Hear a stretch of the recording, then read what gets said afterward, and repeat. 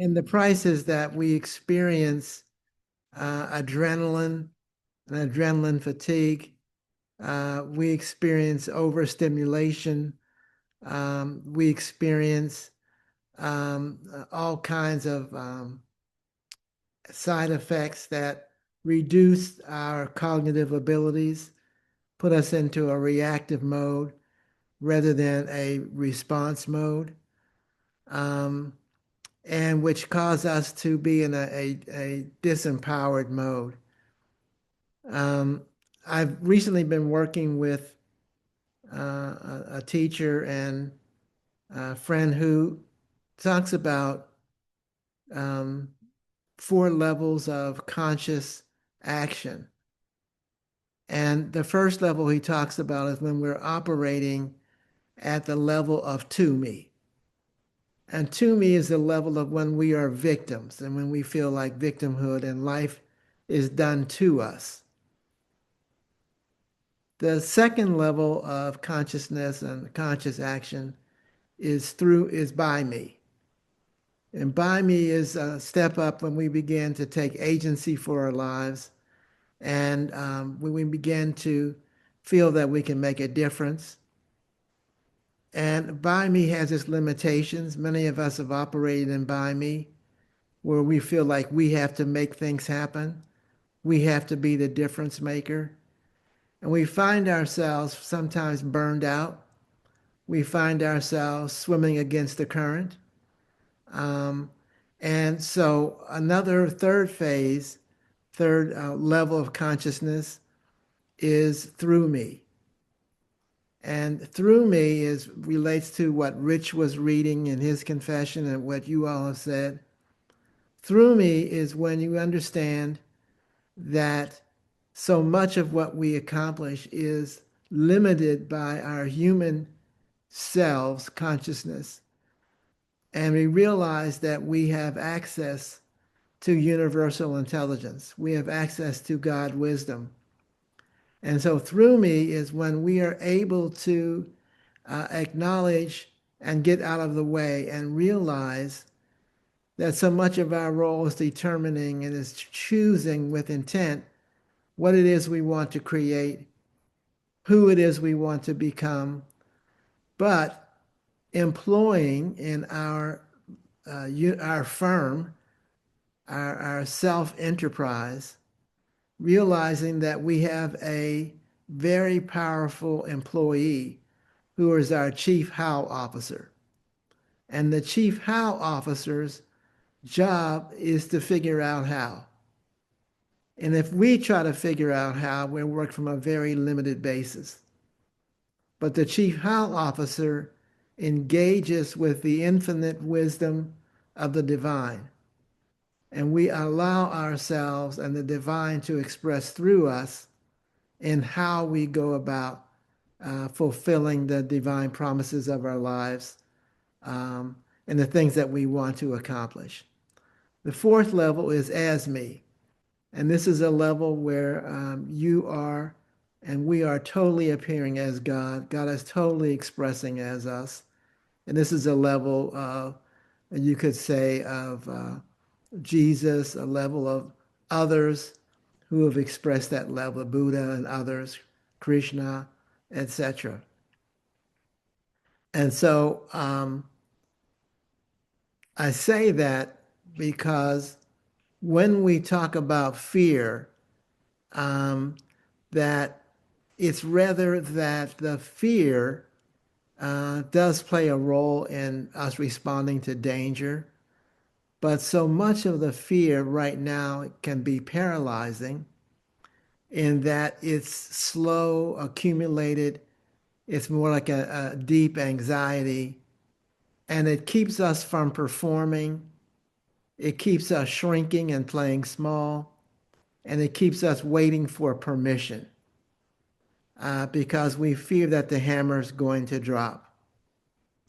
And as Viktor Frankl has said and written about, that the gap between stimulus and response is where our power lies. So much of the time we are reacting to outer stimuli. and we are thinking that our job is to manipulate the environment so that we can achieve safety and maybe even achieve some of the goals that we think are important.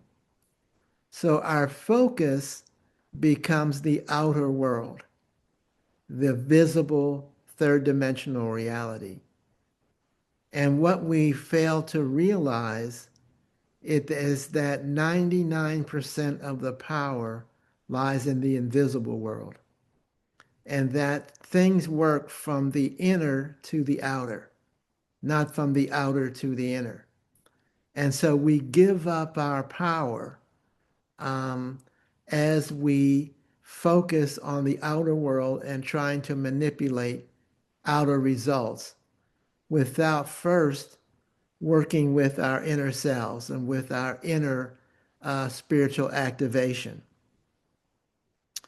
And what I have learned and what I would say is that for me, I've come to really appreciate how our bodies can teach us, and how our bodies can teach our conscious mind, and how much the true phrase of embodiment really comes to mean.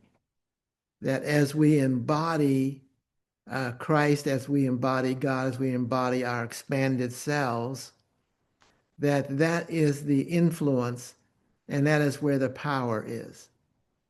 Um, Now, what keeps us from that is that when we are living in fear, that we have some of our deepest fears I think, are that we're not enough, that we're not good enough, that we are inadequate, that we suffer from imposter syndrome. If they knew how I really was, they wouldn't respect me.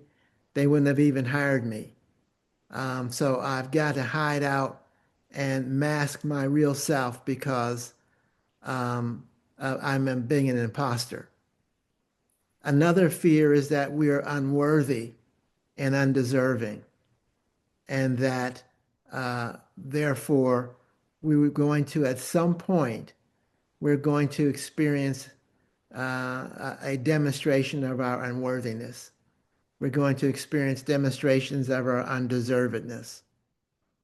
Another fear is that we're unlovable, and that as we um, we're conditioned, that love is conditional, and it's conditional upon us being a certain way, looking a certain way, acting a certain way, achieving a certain level of existence. Otherwise, we're not lovable. And so that is a fear that will be discovered to be unlovable. And there also then, these are kind of foundational fears, and there are all kinds of other fears that are derivatives of those fears. Um, Now, the experience of those fears, I would like to, let's use an analogy. I'd like to take you and ask you to play along with me in this. And how many of you have seen the movie The Matrix? Would you raise your hands if you've seen the movie The Matrix? Um, I recently encountered, and I've really thought about this often, and he says that The Matrix is not a movie, it's a documentary. And that it's a documentary that talks about how we are living in a matrix that is created by others, but then shifting it to see a matrix that we have created ourselves. And understanding that how we have come into embodiment, our souls have been embodied, is that we made a choice to drop down in frequency and to become embodied in the third dimension. and that our choice to do that is very purposeful, it's very intent. And part of that choice is to experience as unlimited beings, as beings with infinite power, infinite love, infinite joy, infinite ability to create. That we experience life and we chose to experience the third dimension as a contrast to our life in spirit. And that we chose to drop down to experience what would it be like? What would it be like to be limited? What would it like to lack power? What would it be like to lack the ability to create? What would all those things be like? And so a positive of the idea of the matrix is that we are so powerful and that we are as pure consciousness, we are one with the one, we are an expression of the one, and that we are so powerful that we are able to create a matrix, we're able to create a holographic experience that is immersive. And that in this analogy, when you think about a holograph is created with a plan, with a detailed, very detailed plan, a detailed description, and then it's a very detailed pattern. So think about the idea that we, as consciousness, we know that through quantum physics, that our universe is a wave. It is energy. It is infinite potential. And that when we place an intention in the field, that our intention then collapses a wave into a particle that goes from unlimited possibility into the possibilities, the descriptions, the design that we are placing in it. And this is particularly true when we place our intentions into the field with great feeling. This particularly is activating. And so if we think about our ability as one with the one, as creators, that we have placed into the field a pattern, a detailed pattern for living a life of limitation, for living a life where we experience a lack of power and creating ability, so that we can have that experience. And that when you create a holograph, what you have to do is not only put a pattern and shine light on it, but you have to use a laser to send tremendous power to it. And when you send tremendous power to the pattern, it pops into the third dimensional realm. It appears to be real, and it appears as a third dimensional entity. And so just think about if that's what we do. If everything we've done is we've created this third dimensional reality, and we've been so good at it that we've completely convinced ourselves that this is real. And we've completely convinced ourselves that our fears are real. We've completely convinced ourselves that the power is outside of us.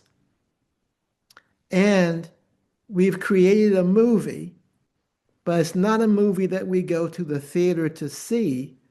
It's an immersive movie that we are starring in. And we have written the scripts, and everybody else is a bit player, is an actor in our movies.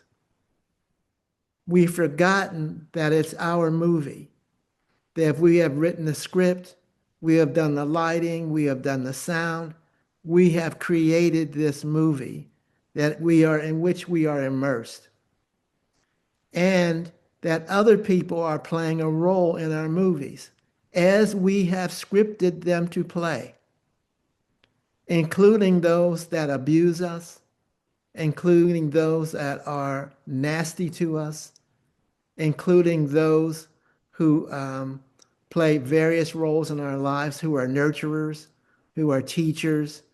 We have scripted all of it. And so, in this holograph that we live in, we could call it the human game. And we are immersed deeply in this game.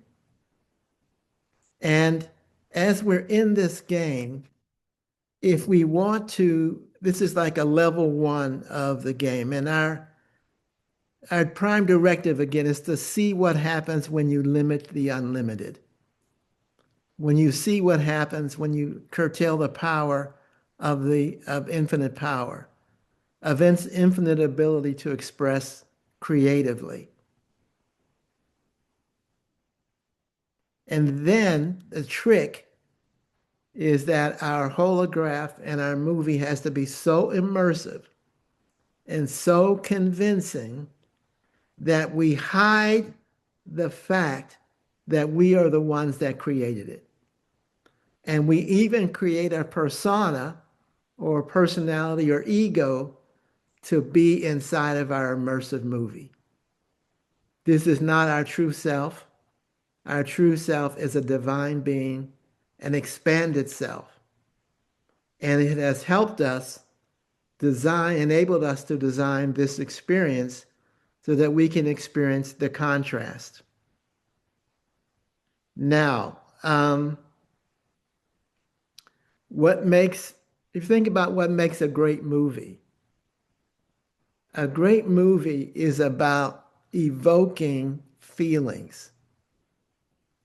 All of the music of the movie, the scenes of the movie, the dialogue of the movie, the costumes of the movie, the set.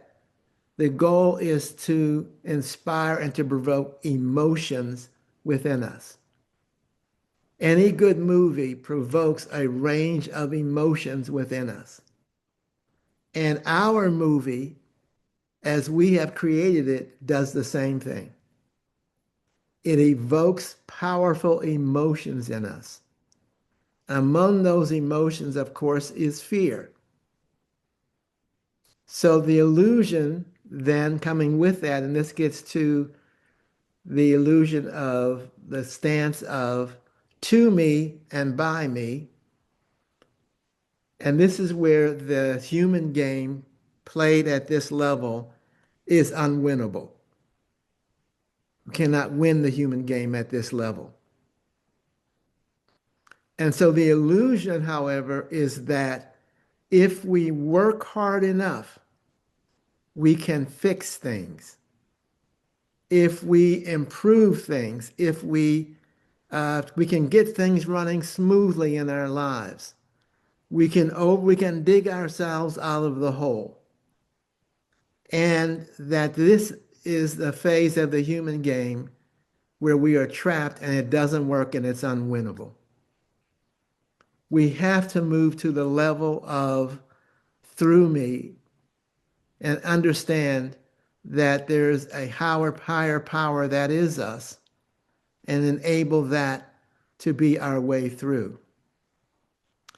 So in understanding that, we have to understand that our feelings serve a purpose, that our fears are used skillfully and masterfully to hide our power. Because we're afraid, and we've been told it's dangerous to look at our fears. It is scary. There's something terrible that can happen to you if you open that egg. So if you think about it as an Easter egg, because we're coming up on that time, instead of candy inside the egg, there's something terrible inside your fears and we have to stay away from it. We have to look at it tangentially, but we have to stay away from it.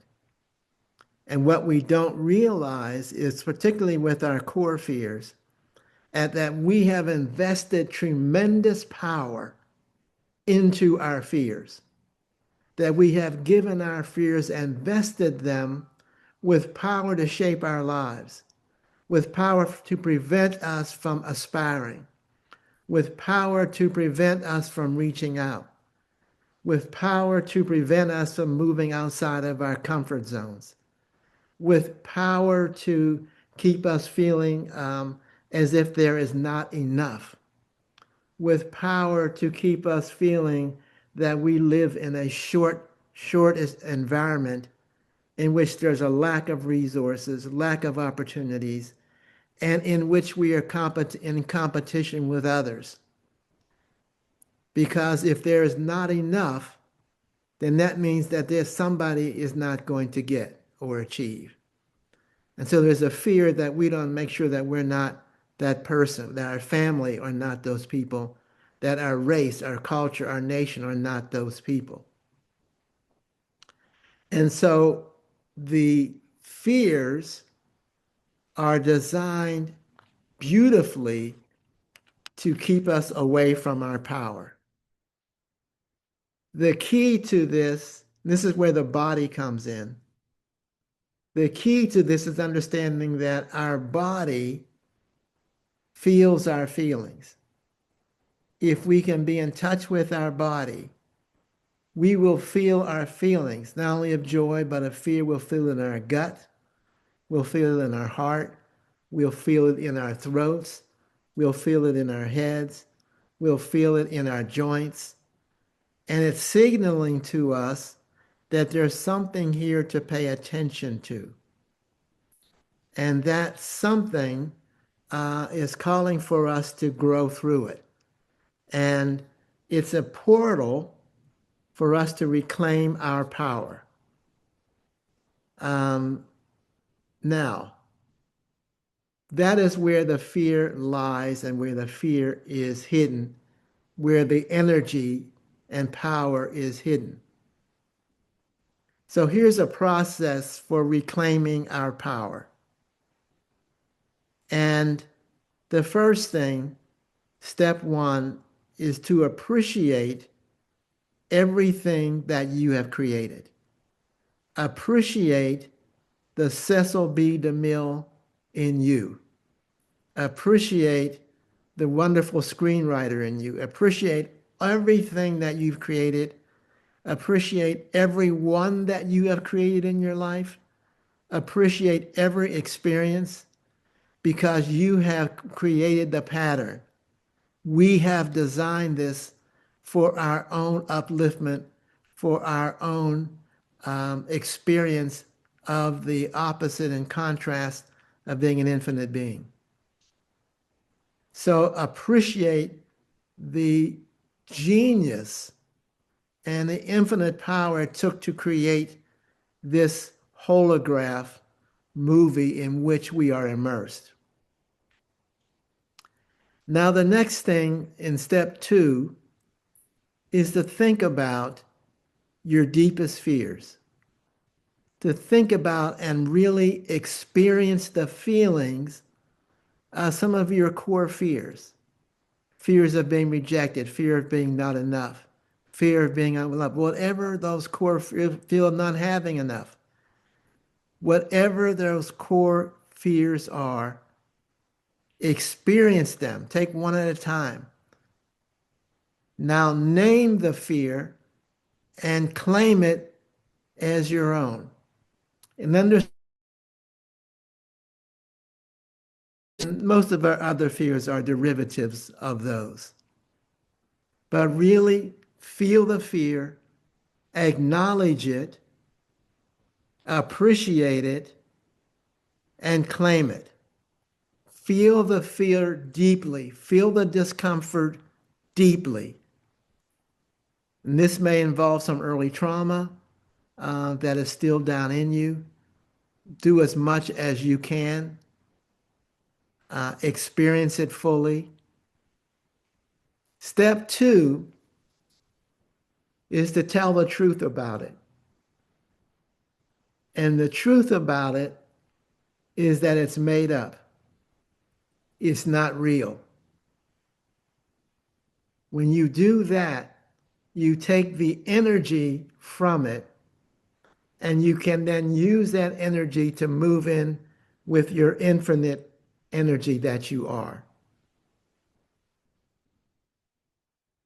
Understand that you are in the process of reclaiming your power, and yet you are becoming aware that you have created this matrix, you have created this holograph, and that the pattern is of your creation, and it's not real. As real as it feels, it is not real. Step three is to reclaim your power. And in step three, you reclaim your power. Well, I'm telling the truth about it. I'll give you some affirmations that you can use. And Katarina's going to share this with you. She either put in the chat or she'll find a way to share it with you. So we've taken the energy from it. We're now going to use that energy. Everything is energy and power. Here are some affirmations that you can use. I am the power and presence of God creating this. It's not real. It's completely made up. It is a creation of my consciousness. I am the power and presence of God. I am one with the ultimate power in the universe. The next step is to reclaim your power from the egg of fear that you've opened up, using words like, I reclaim my power from this creation now. As I reclaim that power, I now feel it coming back to me, flowing back to me, and I feel it surging through me now. And feel the power surging back through you from the infinite power that you are. And then open up to more and more of who you really are, the power and presence of God. And then you must activate.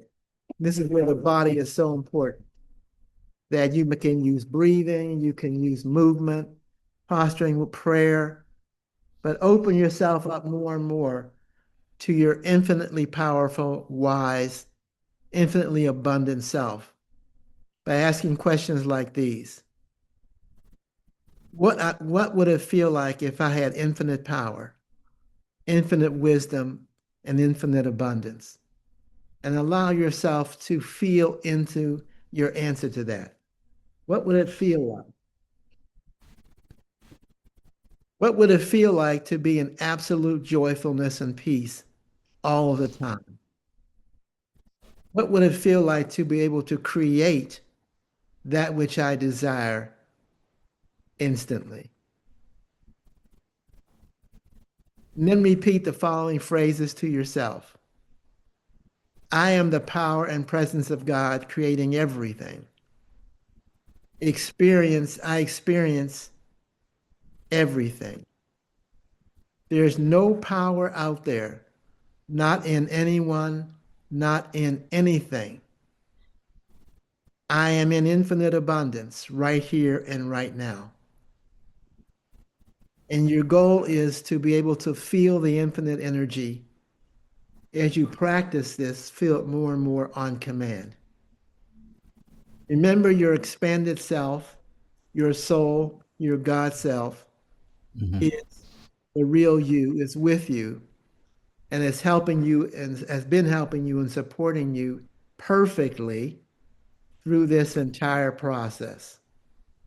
So this is a springboard to the reclamation of your power, your growth as a spiritual being. And um, I'll conclude by saying this, that, and I'm not a Bible scholar, and Rich and others, you guys correct me, but what I believe is that if I be lifted up, I can lift up all of humanity.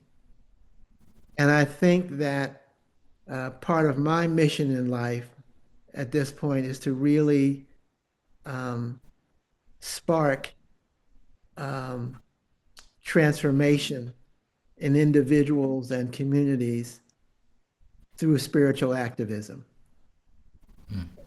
teaching people, helping communities uplift their consciousness and uplift their vibrations. And I believe that so many of the things that we are experiencing now are coming to the surface because we are in a period of ascending consciousness. And that everything that is unlike our upward spiraling consciousness is coming to the surface to be healed. And when I think, for example, of Donald Trump, and so much of what he does is abhorrent to me, I admit. However, when I think of the blessing that he is, because he is such a cartoonish personification of things that have been going on for decades and maybe centuries.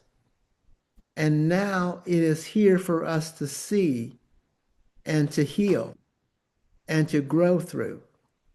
So I think in some ways he's providing a tremendous service to humanity at this time.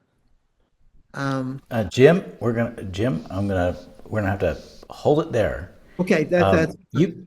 You've taken us on a glorious story, and I'll just say as you were talking, Jim, your the visual of you from where I'm sitting, your shirt literally started to glow with the sunlight, and you were like transforming into like an angelic being as you were Wow. taking us on the journey from the four levels of consciousness through how fear and how we create it, and and I will say that we've talked a lot about our current times and our current administration, and I echo what you're saying, that we're, another way of saying is we're seeing the shadow side Yes. of ourselves that we need to move to this next level that you described so beautifully.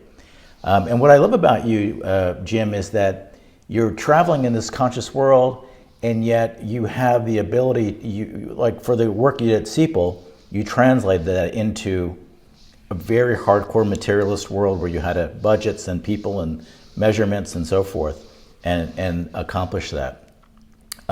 So thank you for that. I know that some people here were taking notes as you were talking, so it was a beautiful, beautiful message, and definitely very concrete and very practical of how we can approach our fears and flip them if we realize that we have that ability that you said between the stimulus and the response, and if we don't fall into the trap of believing the fears. So thank you for that. Thank you for that.